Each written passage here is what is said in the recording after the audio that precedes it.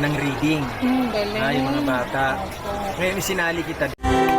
Wow, ang bait naman ng principal ni sa school ni Nanita.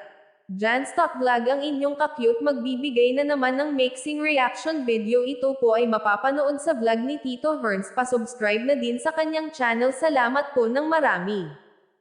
Isinali ng principal si Nanita sa Angat Buhay Foundation Program para sa mga medyo mahinang magbasa para matutukan di umano ito, at ang maganda pa dito ay 4 na bata kada isang guro, kaya imposible naman na hindi pa matuto itong si Nanita.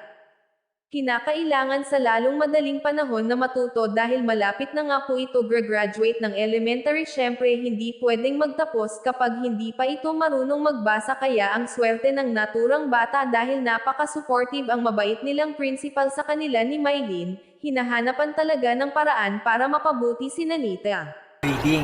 Yung mga bata.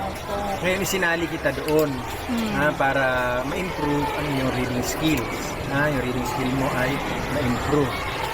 Elementary education is compulsory and free.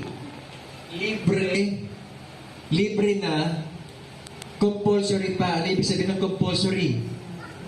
Kinakailangan. Ano net? Saka doon sa program ng Lasal na magbe-benefit, no? Doon sa reading nila. Pag-igihin mo net, ha? Makikinig ka sa kanila, ha? Kasi ako ay may klase din.